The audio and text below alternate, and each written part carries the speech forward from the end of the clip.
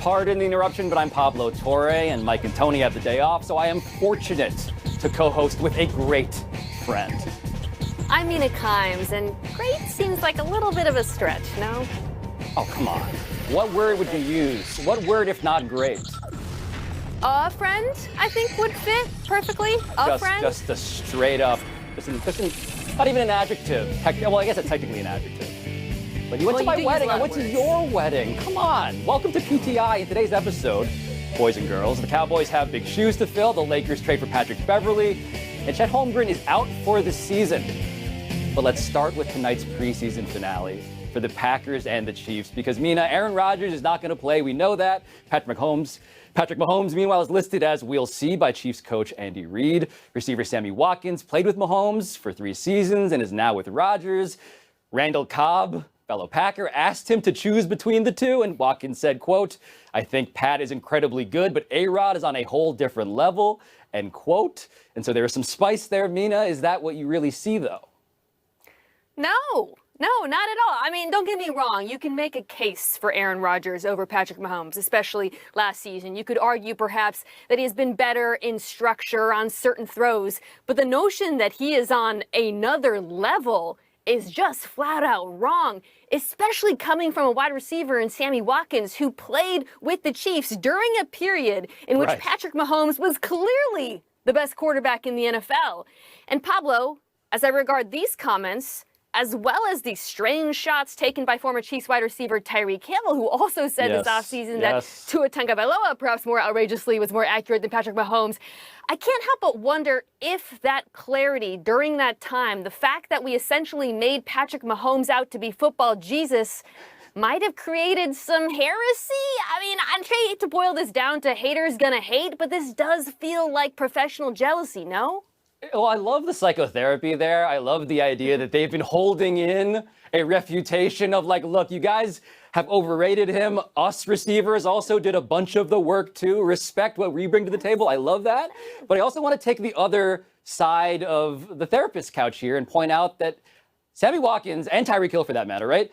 They both have not yet played a single actual snap of regular season football with these quarterbacks. So the question that I ask is like, who's the audience? Who's the audience they're trying to communicate with? And my perhaps overthinky political analysis here is that it's very clear he's talking to Aaron Rodgers, and it is very clear he's talking to Tua Tagovailoa. And what he is trying to do is what anybody who is with a new partner is trying to do, which is establish that my ex meant nothing to me. He was on a whole different level, a lower level in this metaphor, than you are, Aaron Rodgers. And so nothing to worry about with me. I'm your buddy. I'm your partner. I'm here for you. I mean, not to continue the analogy for too long, but my reaction as a new partner would be, you're still thinking about your ex? Really? Like, we're trying to build something new here. Come on, move on. And in Tua Tagovailoa's case, it does create an unfortunate bar. Yeah, it does. And we've also heard Tyreek Hill say that the bar is this season in terms of whether he has time left in this league in general. But Mina, there's a lot on the Cowboys that I want to get to here. They're going to be forced to cope without 8-time Pro Bowl left tackle Tyron Smith. Smith tore his left hamstring off the bone during Wednesday's practice. He's reportedly unlikely to return before December, if at all. So how significant of a blow is this to the Cowboys? Well, it's extremely significant, and I hate to say this, but also a touch predictable. Tyron Smith has been one of the best left tackles in football when he has played, but he has not played a full season, Pablo, since 2015. The Cowboys knew this going into the season, and yet after letting Lyle Collins, their other tackle, walk, didn't do a lot to add to the depth in terms of bringing on veterans. It's not too dissimilar from how they approached the wide receiver position, trading Amari Cooper, knowing that Michael Gallup was hurt and not adding there. And as I regard this, and I see that the Cowboys are standing pat, I can't help but look elsewhere in the NFC, where you've got teams like the Rams and the Bucks doing their best Simone Biles impression to fit veterans under the cap. What are the Cowboys doing? I mean, you're in a winnable division. You have the best quarterback in that division. You have an owner whose single most defining characteristic is ostensibly his extraordinary, desperate desire to win. But they don't seem to be acting like it right now. And for me, as a Cowboys fan, seeing this injury, I would be immensely frustrated. Yeah, I mean, everything I've read and learned today about how good Tyron Smith is suggests that he is probably a Hall of Famer, or at the very least in the conversation in reality for one of the best guys at his position of all time. And we are dealing with a team that obviously needs to protect Dak Prescott. And so to extend our sort of therapy session here, Mina, I'm just wondering, like, if you're a Cowboys fan and you root for Dak Prescott to be his best self finally revealed, right? With receivers, with linemen, just show us how good you really are. It feels like Jerry Jones is kind of like the dad whose kids suspect, like, actually enjoys some of their suffering. Because you said you wanted Dak Prescott, right? Well, guess what? We're paying him all of this money. And he said today on First Take, well, guess what needs to happen? Offensive talent needs to step up. Yes, which as a Cowboys fan is not what you want to hear. You don't want to hear, well, we're really putting pressure on the quarterback to win. You want to hear we're doing everything we can to surround that quarterback with as much talent as possible. Just like all the other quarterbacks around the NFL, your Matthew Staffords and your Tom Brady's are getting. But Dak Prescott is not getting that right now. And head into this season, even though, as I said, he is the best quarterback in the division, the Eagles look like the favorites to me. So wait, are we just going to be talking about Jerry Jones and whether we're properly valuing Dak Prescott for another year? Is that what we're about to get this NFL season for like a third year in a row? Is Dak Prescott overrated? A tale as old as time. He could win the Super Bowl, I think we would still be asking if he's overrated or underpaid. Or is there enough pressure on him? All right, and now let's go elsewhere to the NBA. Where the Lakers have a new point guard, the brash Patrick Beverley. Beverley helped the Timberwolves into the playoffs last season and now joins a team he told Stephen A. Smith back in May when he was on TV, seemingly forever, that he could also lead deep into the playoffs. Pablo, are you with him? I love that this happened. I love that. I mean, by the way, if the playoffs is the meme playoffs, yes, championship contender, like favorite, absolutely. Patrick Beverley, Mina, was in the Seaport where I am, walking from studio to studio a couple months ago on a victory tour after being eliminated by the Grizzlies, right? And so he says a bunch of stuff where we go from, okay, I'm laughing with Patrick Beverley to like a day later, I'm now laughing at him. And the quote that you referenced was one of those quotes. I could take the Lakers to the Western Conference Finals as constituted if it was just me as the difference. And I believe that that is A, insane, but B, like not contradictory of the idea that this was a good deal for the Lakers. It's just full of comedy because guess who he's playing with now, right? Russell Westbrook. And how do you want to even describe their history here? Because there's so much. Deep? I mean, we are talking about some dry-aged beef. It goes back to 2013, just to remind folks of the timeline when both of these players, Patrick Beverley and Russell Westbrook, met in the playoffs. They collided. Russell Westbrook hurt his knee. He was bounced. Pause. Flash forward 6 years later to 2019. Okay, so again, they've been waiting for this to come back. Russell Westbrook is speaking about Patrick Beverley on tape, mocks his defense, says he plays tricks. Again, pause, time jump, 2022. Patrick Beverley sees Russell Westbrook struggling and says, oh, who's the magician now? The idea that these two could finally be teammates, to use your parlance, would be the ultimate meme come true. Unfortunately, I don't think it's likely to happen because this feels to me like the beginning of a chain of moves to fix the Lakers or at least make them more competitive. And one of those moves, Pablo, is probably trading Russell Westbrook. Yeah, and look, the original sin here, because you're right, they got to get rid of Russell Westbrook. They got to get perhaps a Buddy Hield and Miles Turner in from the Pacers if that deal is to happen. But the original sin here, to me, is Alex Caruso, right? The reason why the Beverley deal makes sense despite all of the comedy here is because they need defense. They need someone to help guard the perimeter. I don't think it's because Beverley is a leader that LeBron James needs, riding sort of, sidecar with him in a weird 2-liter sort of motorcycle. It's the fact that Patrick Beverley plays defense, and they blew off Alex Caruso, and they've been trying to make up for this ever since. By the way, where is the Taylor Horton Tucker hive at this point? You're in LA. Are people in the streets protesting this? Because he was supposed to be an all-star. Well, and most importantly, he also brought the average age of the Lakers below 35. That has now changed. But unfortunately, for all of the promise that THT showed, he never really lived up to that in Los Angeles. The outside shooting just wasn't there. And Patrick Beverley, as funny as this is also an upgrade. Yeah, a real crypto trajectory, a Dogecoinian trajectory for THT. But okay. Let's take a break, but coming up, what is the word for Chet Holmgren missing what was supposed to be his rookie season? And how should Mitch Trubisky feel about his current status with the Steelers? Man. Taylor Horton-Tucker, there was a moment where like summer league games were proof that they should not trade him for an actual all-star. That was a thing. The hype is real. THT just rolled off my tongue. Didn't know if you noticed that. Yeah. THT, THC. All right, it is time to test Mina's verbal in What's the Word. So what is first? It's blank that Chet Holmgren will miss the entire season. So it's processing, Mina, that he's going to miss the entire season. And I know it was going to be his rookie year. He's the top draft pick for the Thunder. They were hoping for some light at the end of the tunnel, and now they get darkness because he either slipped on the condensation at Jamal Crawford's summer game in Seattle, or he sort of tripped on LeBron James. The sort of jury's still out on why it happened, but it happened.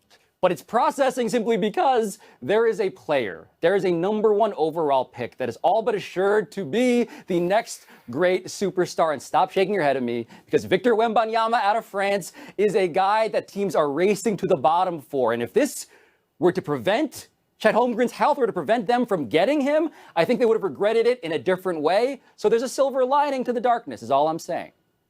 Oh, my word was depressing, and I stand by that, but I'd also like to throw out another word, or two words, on brand. You defending a team being bad yet again, still processing. When does it end, Pablo? This story is depressing for a lot of reasons, one of which is it raises questions about Chet Holmgren's long-term health, which is, of course, concern about him when the Thunder drafted him. The offseason play, look, it seems like that's not why he got hurt, and players play pickup basketball of the game. It's not fair. But it's depressing because if you're a Thunder fan, you suffered for this. Not for next season, not for Wembanyama. You suffered so that you could finally compete. No, nobody expects them to make a playoff run, all right, immediately. But you want to see your young talent play, and to go through another season of processing is hardly a desirable result. You know, I'm just glad, Mina, that you took the high road here. You decided to not claim this as a victory for Seattle, for, you know, the fact that the Thunder stole the Sonics. So I'm just glad that... more like that you taking the low road to bring that up. Oh, no, we're all very positive here. How dare you? We're all extremely positive. What's next? Mitch Trubisky has to be feeling blank about his current situation with the Steelers. All right, Mitch Trubisky has to be feeling Zillow-y about his current situation with the Steelers. So he is in this quarterback battle with Kenny Pickett, their first rounder. Kenny Pickett is being handled in a way that makes me feel like Mitch Trubisky is looking up real estate listings in other cities already. Like we all did during the pandemic. What's it like to live in Indianapolis? What's it like to live in Cleveland? Well, I feel like Mitch Trubisky, if he is smart, is finding out those answers right now, because the way this is being handled, Mina, raises many questions about what's actually happening behind closed doors. Well, I don't think there's any questions at all. I think this is quite obvious. They drafted a quarterback in the first round. He is going to play. And look, I'm not saying that Steelers fans are calling Mitch Trubisky heir for a day, a la Daemon Targaryen, shout out to Game of Thrones. But I am saying this, everybody knows he is the heir for a day, or at least a few games, because at some point, Kenny Pickett, who has played really well in the preseason, is going to take his job. That is by design. Mitch Trubisky knows that. He knew it when he signed up for it. He should be happy that he's been given a chance to start it all. Wow, so you're saying that Mitch Trubisky, they gave him a DNA test, and he was 100% that Mitch. That's so bad. My word was actually paranoid, because now I want to change it to cringe, because now my words are just about you and not actually. Wow, I'm sorry, Game of Thrones references. Those are above my ability. Yes. What's next? Mike Trout and Shohei Ohtani should feel blank about Arte Moreno's intention to sell the Angels. They should feel conspiratorial about this, I think. They should feel like something is happening and they should not trust it. Because if I am Mike Trout or Shohei Ohtani, I'm just wondering, like, okay, so now why? Finally, after all of this time, why? And I think it's because there is bad press right now. They don't want Shohei Ohtani to demand a trade formally. He can be a free agent after next season. Mike Trout, meanwhile, I think they're kind of just happy that he doesn't complain more. But I feel like this is them leaking stuff. And I would want to see proof. Show me proof that this team is no longer this guy's team before I feel anything but conspiratorial about this. The word I'm going with is ambivalent, because while Angels fans are cheering in the streets, seriously, I live in LA, they're cheering in the streets. No, Anaheim's really far. I would never be able to do that. I was going to say, they're Angels fans? And they have a reason to be, because Arte Moreno has been a terrible owner. He has made awful decisions. He is a big part of the reason why the Angels are in such a terrible position right now, with a couple of stars being wasted. However, even if he does sell, it doesn't really do much for Mike Trout or Shohei Ohtani. This baseball team is not going to be better anytime soon because of the aforementioned train wreck left behind in Moreno's wake. So for Trout and Ohtani, unlike the Angels fans themselves, I don't really see much to cheer about. But the real thing about the Angels fans, though, to follow up on that, are there Angels fans in reality that you ever see? Because part of me wonders, like, new ownership, great, but does it really change anything meaningfully about how the team is perceived, which matters in a regional sport like baseball? I went to Disneyland a few weeks ago, shout out to the mouse, and I saw a few, Pablo. They're real, and they are happy, cheering. You can hear them. Thank you for being the best corporate employee on today's program. But that is the final word. Let's take one last break, but still to come. Should the Bucs risk playing Tom Brady in their final preseason game? And after some serious struggles, are the Yankees back on track?